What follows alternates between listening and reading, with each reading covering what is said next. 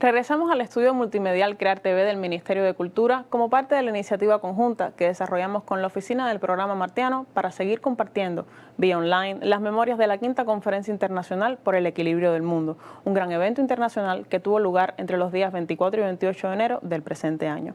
En esta ocasión presentamos la ponencia del doctor Carlos Alberto Vázquez Boyer, rector de la Universidad Nacional de Trujillo en Perú, que nos trae una importante disertación sobre cómo hablar de los derechos humanos en las universidades de la actualidad.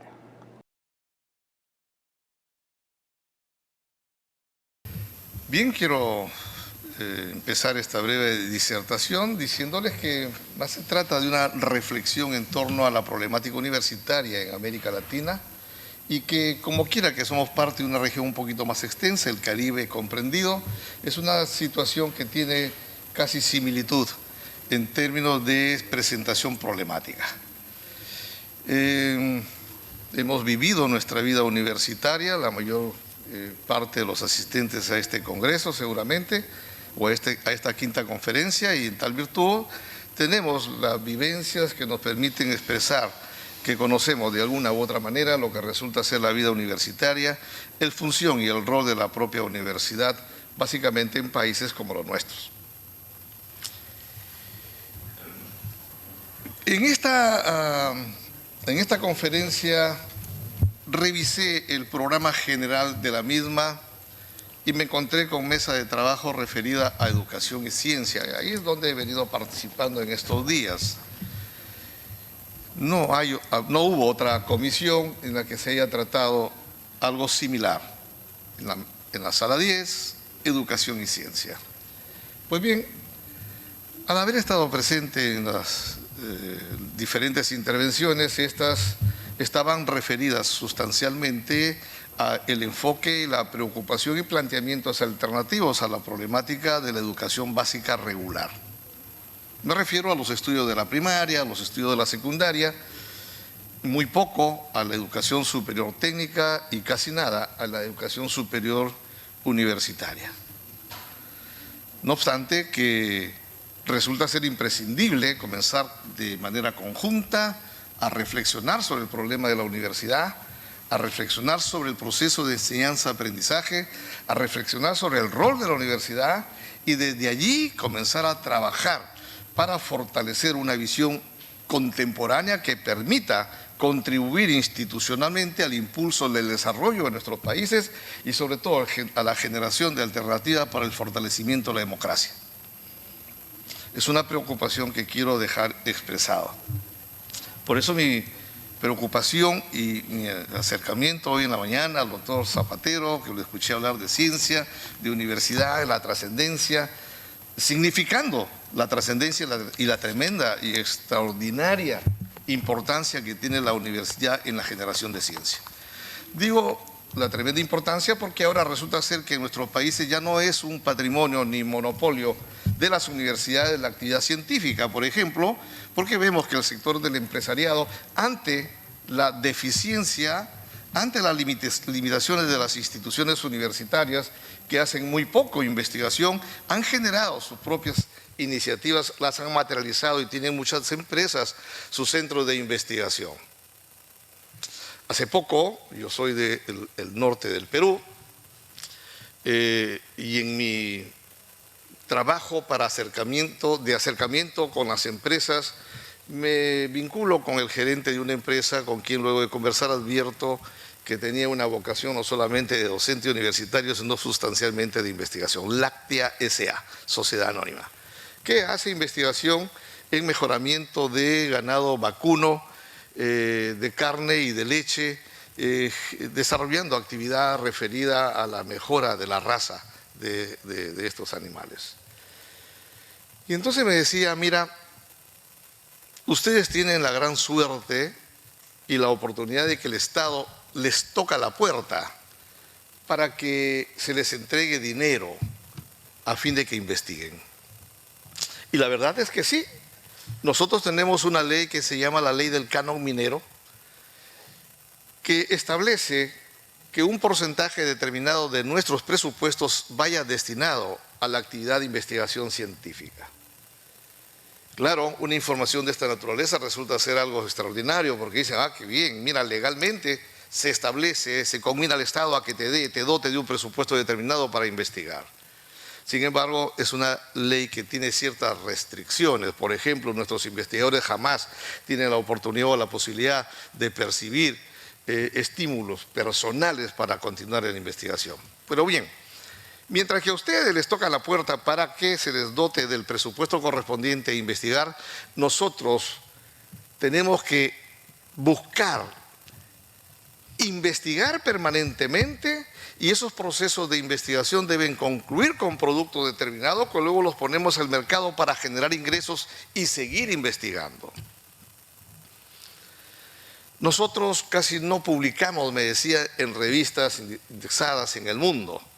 No buscamos, lo que buscamos es que el producto de la investigación sea el insumo fundamental para seguir creciendo empresarialmente.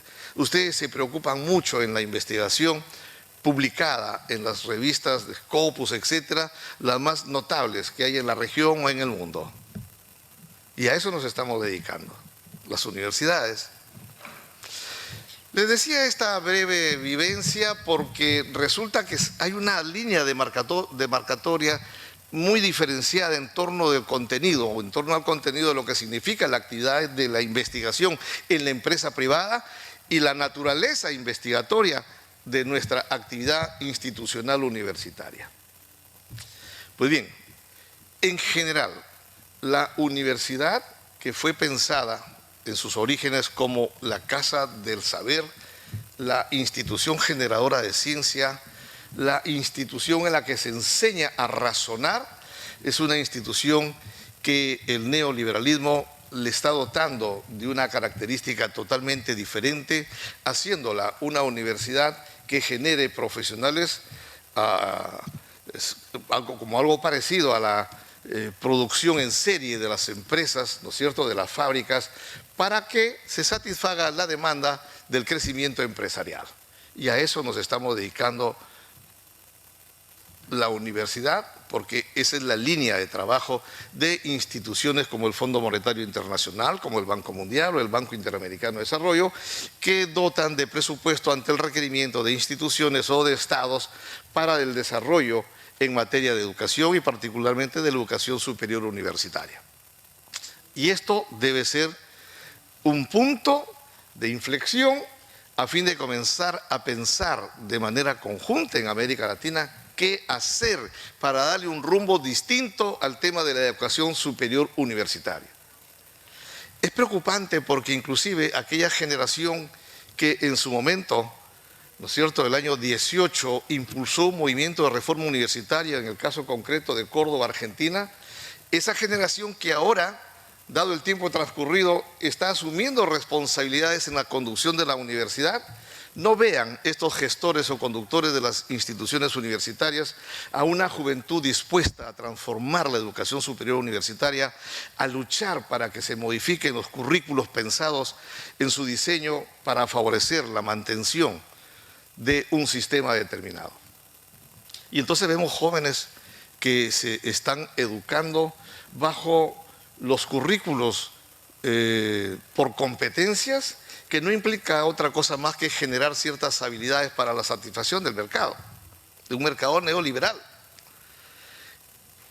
Y en tal virtud se está generando un proceso educativo, se están desarrollando métodos de trabajo en ese proceso de enseñanza-aprendizaje que no hacen sino deshumanizar lo que resulta ser la educación. En eso estamos ahora, esa es nuestra realidad en la Universidad Latinoamericana, con gobiernos que no hacen otra cosa más que recepcionar de manera muy fácil todo lo que es el influjo de la penetración capitalista, ¿no es cierto?, a través de la línea de trabajo y las concepciones neoliberales impregnadas en estas políticas educativas en nuestros países, básicamente en el tema de la universidad. Es preocupante. Y es preocupante la educación no solamente para este campo, el nuestro, desde donde pensamos y reflexionamos de una manera distinta a como lo hace el Banco Mundial, el Banco Interamericano. Es preocupante para ellos también. Resulta singular que el Banco Mundial haya expresado que la educación superior universitaria, la educación en general, es un derecho humano. Pero claro, es que resulta para ellos necesario también como punto de inflexión hacer un quiebre en el desarrollo de una estrategia en la perspectiva de institución especializada en la penetración de concepciones neoliberales en las universidades. Por eso es que el Banco Mundial no ha elaborado sino una agenda, su Agenda 2020 para la educación superior, que implica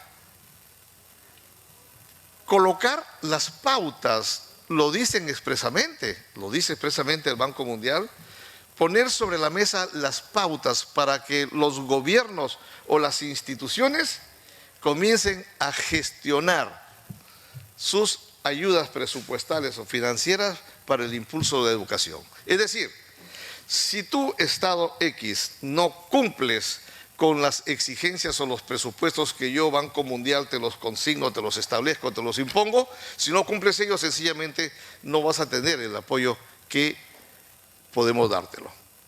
Así que haz un quiebre en tus procesos educativos. En el caso concreto, pues empieza tú a adecuarte a eso que hemos denominado el currículo por competencias, que no es otra cosa más que la generación de habilidades, ¿no es cierto? Ciertas habilidades que los que no llegan a comprender la naturaleza de esa ofensiva dicen que está bien que se genere habilidades. Queremos un profesional de excelencia y calidad. La universidad debe sacar a profesionales de excelencia y calidad. Y claro que una expresión de esa naturaleza se arraiga tan fácilmente en la consideración de las personas en general, de la comunidad, de nuestros ciudadanos. ¿Quién no va a querer, siendo parte de una sociedad determinada, recibir a un profesional de excelencia y calidad? Un médico que tenga la suficiente formación profesional para poder enfrentar la problemática inherente a su propia condición y perfil profesional como médico. ¿Quién no va a querer a un médico si yo me siento mal con ciertos síntomas de una enfermedad determinada que yo no sé ni nadie la sabe qué cosa es o cuál es, y de pronto voy a ese médico y me dice, se trata de esta enfermedad? ¿Quién no va a querer eso? Un profesional de excelencia y calidad, ¿no es cierto? Sí, pero nos estamos olvidando del otro aspecto de la formación profesional. La excelencia y calidad solamente como tal, la excelencia y calidad per se no hace más que deshumanizar el conocimiento, no hace más que deshumanizar al profesional ontológicamente concebido como un ser social. Y consecuentemente no queremos nosotros formar a un médico de excelencia y calidad que vea como la fuente de ingreso de sus honorarios profesionales para el crecimiento económico de él o de su entorno familiar.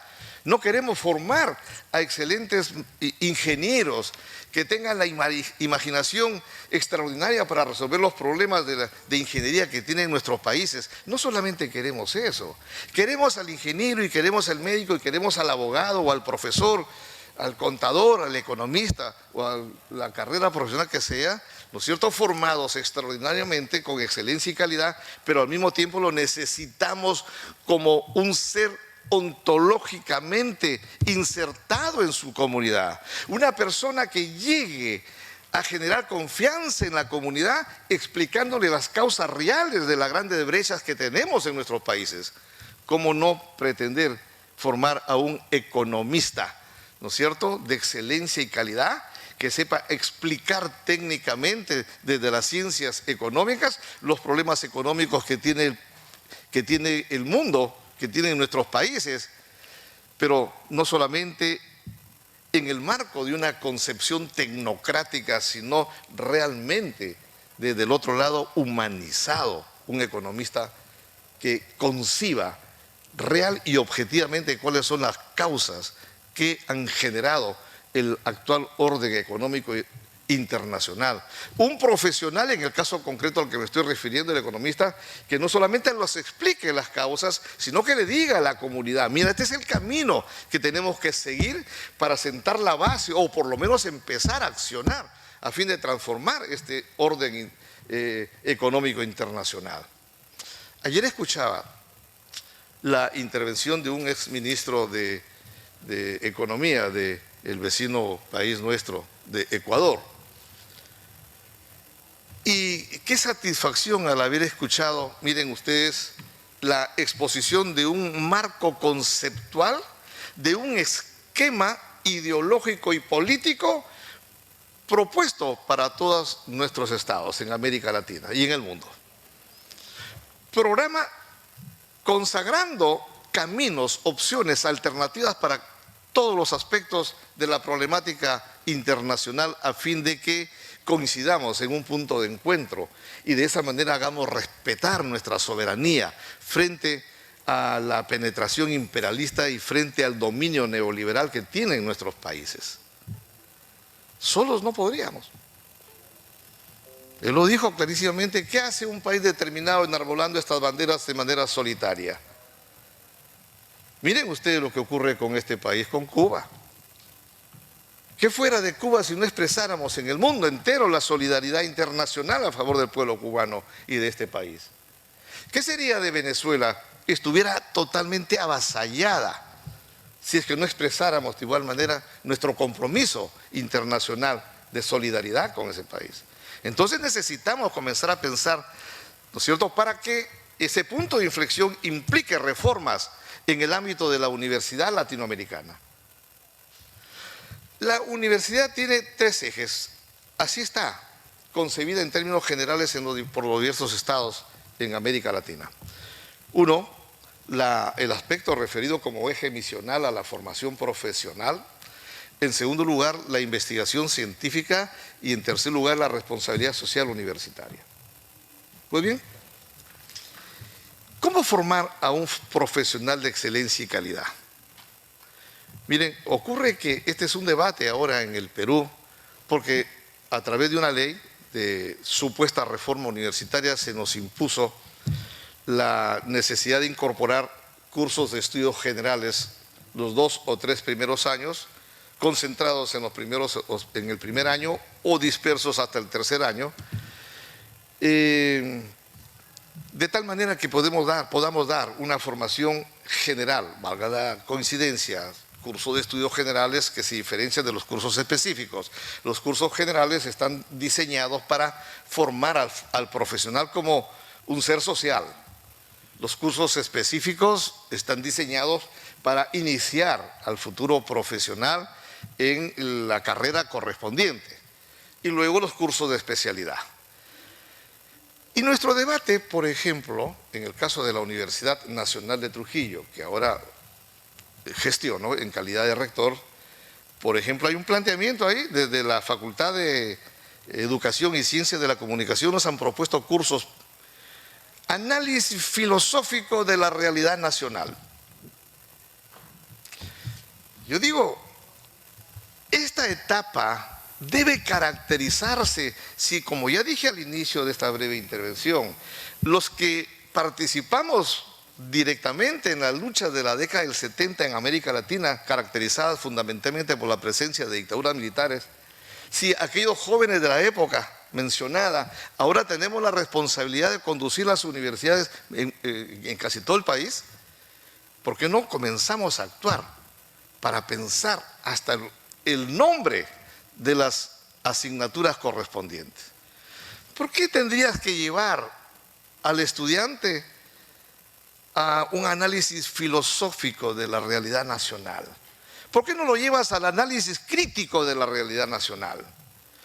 Todos hemos pasado por las aulas de la universidad y cuando vemos la nomenclatura del curso, nos preparamos subjetivamente y comenzamos a pensar hasta en el contenido de lo que nos van a enseñar y luego que nos entregan el plan de estudio o el sílabo correspondiente. Efectivamente, yo pensaba que podía ser el curso así y así está diseñado, pues, ¿no es cierto? Porque una cosa es llevarlo al análisis filosófico, yo no digo que esté mal, pero es mejor llevarlo al análisis crítico, porque hay que comenzar a enseñarle a nuestros estudiantes y futuros profesionales que deben ser críticos, analíticos, propositivos frente a la problemática nacional.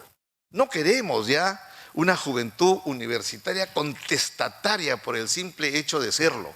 Queremos actividad pensada, actividad razonada. Y eso viene como consecuencia de la generación y el impulso del análisis de su propia realidad. Entonces, en la parte de la formación profesional como eje misional a la universidad, ahí tenemos que incorporar necesariamente cursos sobre estudios generales, sobre derechos humanos, como curso general. Esto nos va a permitir, como ya dije tantas veces antes, a humanizar al futuro profesional. Vamos a generar ciudadanía responsable, que es lo que nos está faltando ahora. Excelencia y calidad en el futuro profesional. Pero ¿qué hay de su responsabilidad como ciudadano? ¿Acaso no es verdad que generando ciudadanía responsable contribuimos al fortalecimiento de la democracia en nuestros países? Por supuesto, porque va a ser un ciudadano que va a caminar de la mano con su comunidad, explicándole sus problemas, buscando investigar acorde a las necesidades de su problemática, el mismo estudiante a buscar que su formación profesional sea consecuencia de la interactuación entre la universidad y la comunidad, que salgan los profesores y los estudiantes a la comunidad. Conversaba hace 15 días con nuestros estudiantes de la Facultad de Farmacia y les decía, nuestra mirada está referida a que ustedes estén saliendo permanentemente a la comunidad. ¿Qué ciudadanía responsable se genera desde y solo en el aula universitaria? Con diseños silábicos que nos digan que hay que respetarse el uno y el otro. Esa es la parte cognitiva y la enseñanza de los derechos humanos debe tener dos aspectos, la parte cognitiva y la parte actitudinal.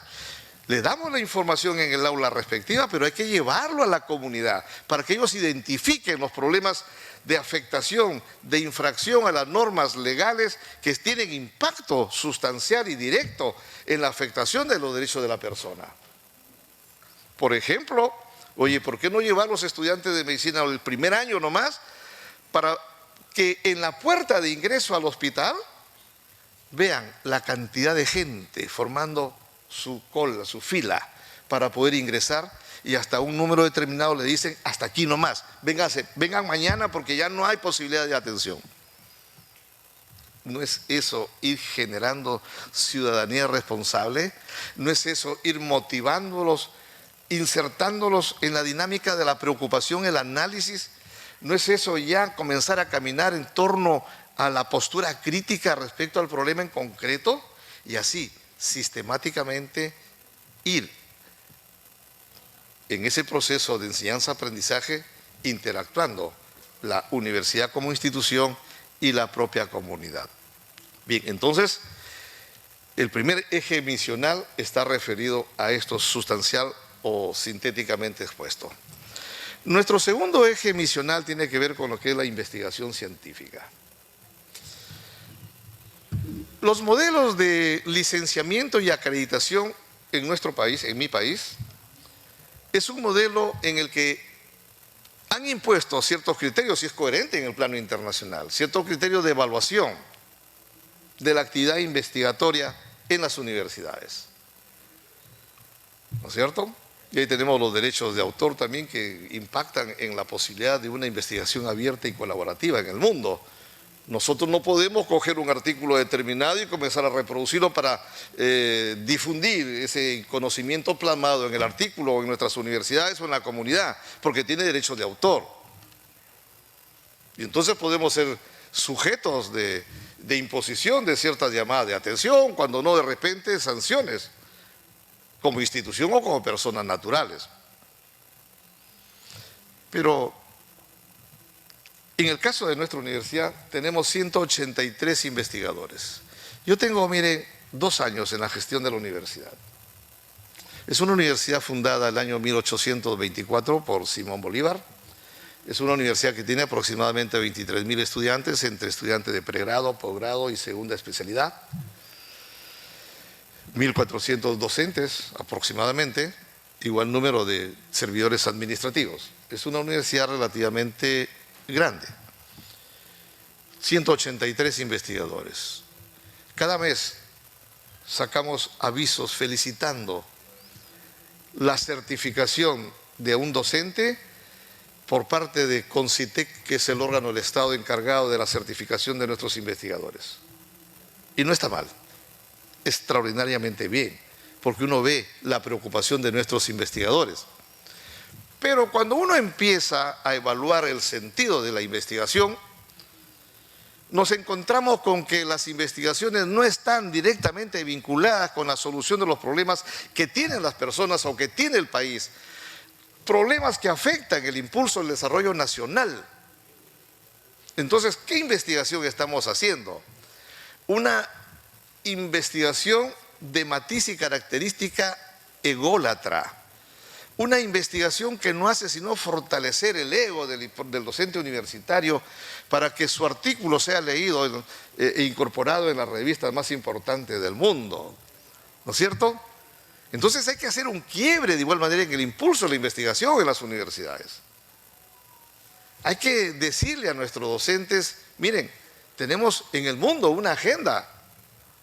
Tenemos los objetivos de desarrollo sostenible. Y mira, el Plan de Desarrollo Nacional al 2050 en el Perú. ¿Qué cosa es lo que se ha propuesto el país? Y nosotros, ¿cómo nos insertamos en ese esfuerzo conjunto para resolver los problemas que tenemos?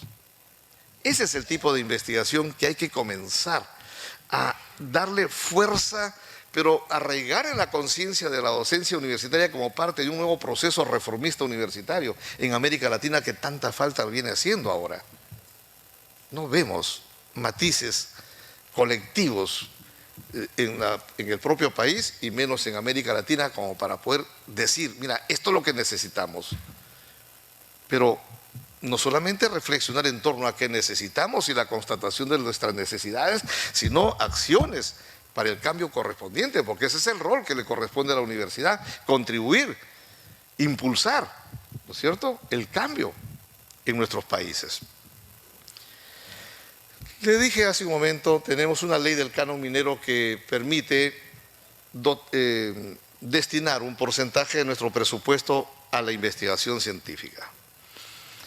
Lo dice la ley expresa, pero luego se promulga cada año una ley de mayor relevancia. En el ámbito jurídico tenemos la Constitución, tenemos las leyes orgánicas, luego las leyes ordinarias y abajo los reglamentos. Esa es la estructura kelseniana del sistema normativo. Bien, Constitución, recuerden, ley orgánica y ley especial u ordinaria. La 30.220, que es una ley ordinaria, la ley de la denominada reforma universitaria, nos dice que tenemos derecho a un porcentaje determinado para la investigación y todo lo que está vinculado a ello. Pero, como les decía, cada año se promulga una ley orgánica que es la ley del presupuesto de la República. Y en sus disposiciones finales y transitorias hay una disposición expresa que dice: el dinero destinado a la investigación en las universidades solamente puede ser destinada a la investigación misma, nada colateralmente. Por ejemplo, implementación de laboratorios. Por ejemplo, incentivo a nuestros investigadores. Por ejemplo, darles la posibilidad a que nuestros investigadores puedan salir del país, ¿no es cierto?, a tener estancias cortas o largas para fortalecer el conocimiento necesario y seguir o profundizando la investigación. Entonces, ¿de qué nos vale tener una ley que nos dice que tenemos un porcentaje determinado del presupuesto para investigación? Si como consecuencia de pronto de la caída de la energía, un equipo que es tan sensible en los laboratorios de ciencias biológicas, de ingeniería o de farmacia, como consecuencia de esa baja, porque hay picos en el servicio eléctrico, estos equipos pueden sufrir afectación y no podemos reponerlos. Necesitamos una unidad vehicular, en el caso concreto de la Facultad de Medicina o de Ciencias de la Salud, para poder trasladarse los docentes y nuestros estudiantes a la comunidad. Mejor dicho, necesitamos una ambulancia, y cuando se lo decimos al Estado, quiero comprar una ambulancia, dicen, ¿ustedes son hospital? su quehacer está destinado a la atención de la salud? Ustedes hacen educación, dedíquense a eso, déjenlo a los hospitales, a las clínicas del Estado que compren sus clínicas. Imagínense ustedes. Entonces, ese esquema en el tratamiento de las universidades hay que modificarlo. Bien, en este mismo aspecto de la investigación,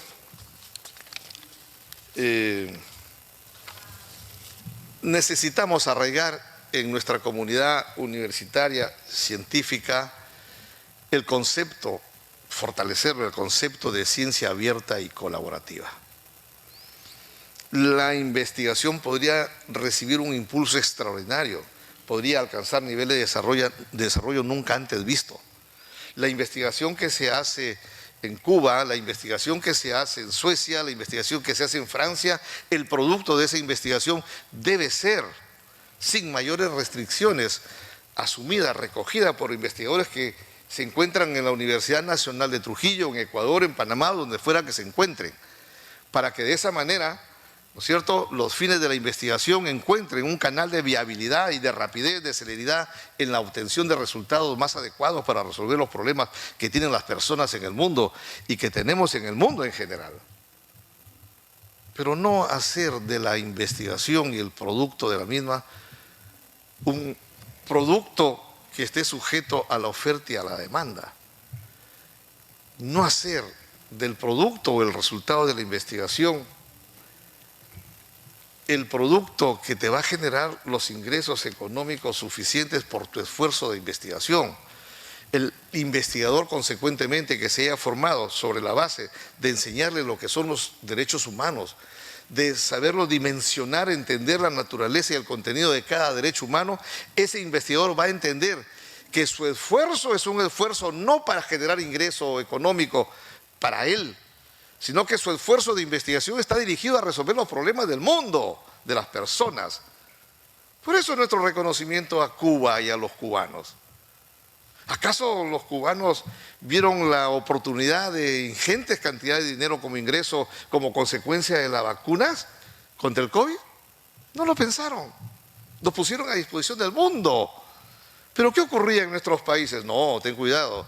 Esas vacunas que vienen de los países comunistas vienen incluidos un chip.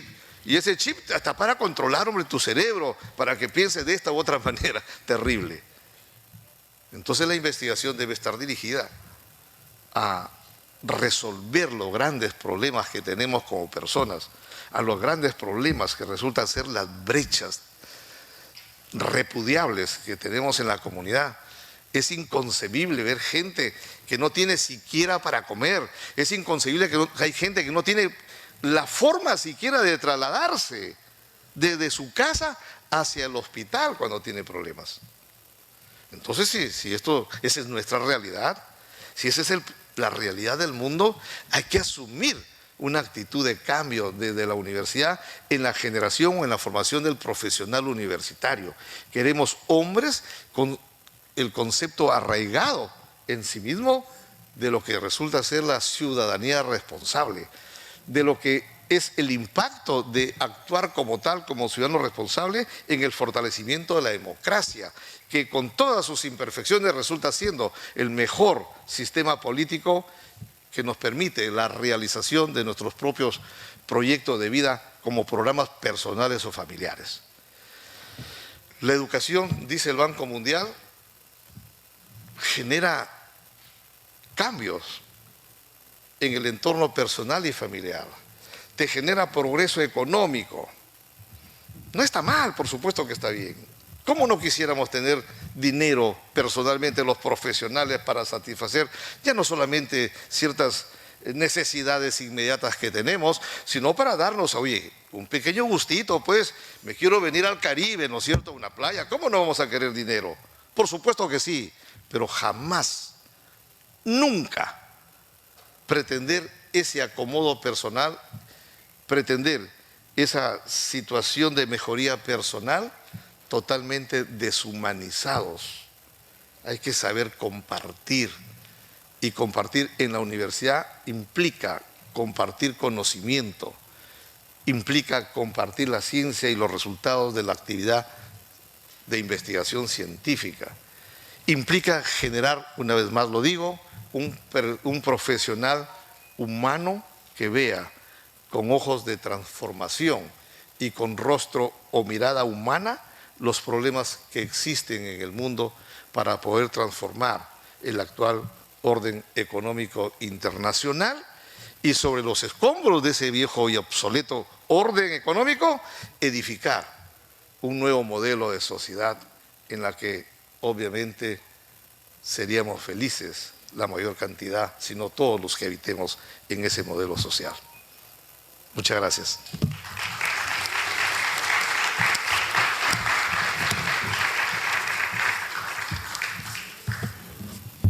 Bueno, pues agradecemos la presentación del doctor Carlos Alberto Vázquez y abrimos un espacio en este minuto para el debate, para si hay alguna duda, algún comentario. Sí, como no, adelante. Buenas tardes. Mi nombre es Francisco Javier Ortega Somontes, presidente provincial de la Sociedad Cultural José Martí en la provincia de Artemisa. Estimado profesor, ante todo, en nombre de la institución a la cual pertenezco, quisiera desearle los mayores éxitos en esta tarea tan humanista que llevan ustedes adelante en su universidad. Yo tuve el privilegio de visitar Perú en 2018, cuando la Cumbre de las Américas, yo estuve allá. Perú es un pueblo generoso, bueno, elegante, trabajador.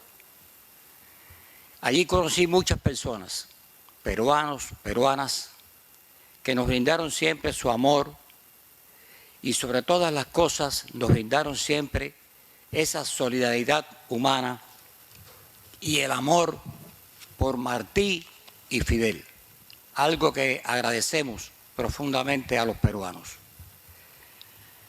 Estuve ahí aproximadamente una semana, nos llevaron a varios lugares, conocí muchas partes en ese país, pero lo que más me gustó fue el día que pasamos en la Universidad de San Marcos. Estuvimos allá.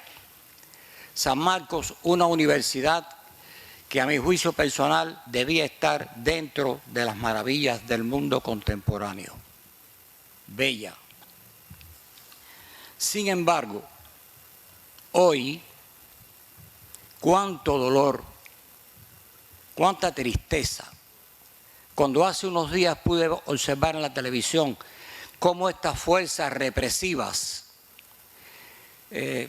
llenas de odio y de rencor, derribaban las puertas de la Universidad de San Marcos para entrar y ocupar y expulsar a los estudiantes que allí se encontraban.